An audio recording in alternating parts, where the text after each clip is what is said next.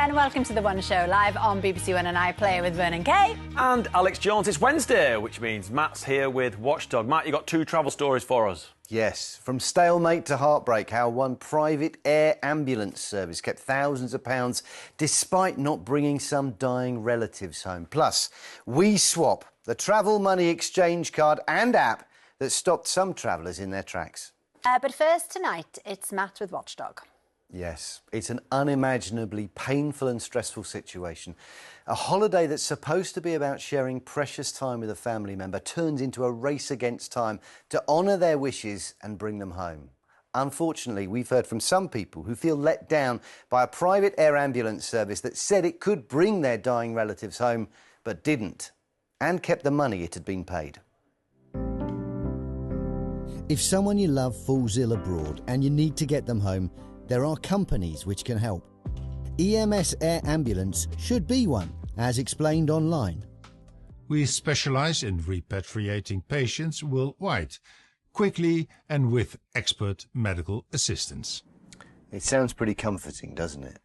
And yet we've heard from customers who've had their life savings taken from them on the promise of getting their relatives home. Only for them not to be repatriated. Franco's dad, Cosimo, collapsed while visiting him in Scotland.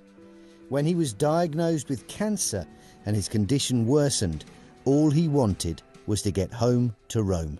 He looked myself in the eyes and my brother and said, "Please get me home." And that was his last wish. Franco contacted EMS Air Ambulance. He paid the company £21,950 on the 12th of August, and EMS set a provisional transport date of the 13th of August to get Cosimo back to Rome. They can offer transport extremely quick. They specialised in it. They asked us to send over documents from the hospital. Thereafter that, nothing really progressed. 5 days after Franco paid, EMS still hadn't repatriated Cosimo. Then he deteriorated to the point where he couldn't be repatriated. A delay that EMS says was caused by the hospital in Italy not confirming whether a bed was available. Not being able to take him back to Italy was soul-crushing. After 2 days in intensive care, Cosimo passed away. And what happened when you went back to them after your dad's death? They came back saying, "We're not giving you anything back whatsoever." EMS says all its clients are required to go through its terms and conditions before signing a contract. These state that if the patient's health deteriorates to the point where they cannot be repatriated, it is not liable to give a refund. But Franco argues that if it had collected Cosimo on the 13th of August, he would have been able to make it home. And Franco's not the only case we've heard of. Paul and his mum Susan went to Tenerife for a break after she was diagnosed with cancer, but her health rapidly went downhill. So she did want to die in Tenerife. I didn't want her to die there either. Paul found EMS Air Ambulance online. I asked them, would I be able to afford to medically repatriate my mum from Tenerife? They said we can do that for £45,000. And I knew I'd have nothing left in my bank. But for me, that was worth it, to get my mum home. Paul told EMS his mum's health was deteriorating, but it still told him that she could be collected within hours. Nothing came to fruition, nothing. They didn't do anything. Susan died 3 days after Paul had made that payment. EMS says the delay was caused by the Tenerife hospital refusing to provide Susan's medical records and an inability to find a hospital bed in the UK.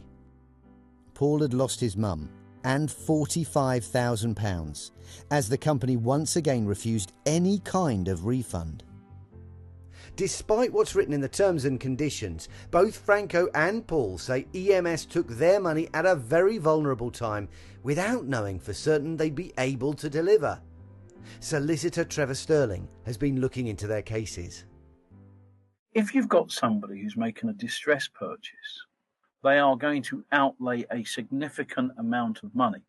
One would have thought that there would have been clarity and fairness around the refund policy. I do think, based on the information, that the provisions within the contract in relation to a refund policy is unfair. There should be a discussion, frankly, around what the level of costs incurred were, because I don't think that should then justify a complete non-refund.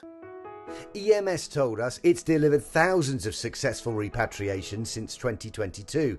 It prides itself on its expertise in medical repatriations and its service levels. It extends its sympathies to Paul and Franco and says it did its best to transport their family members, but this wasn't possible because their health deteriorated. EMS.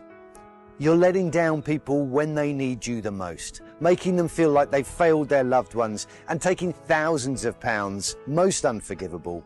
You're making the grieving process worse. And that's not business, that's personal.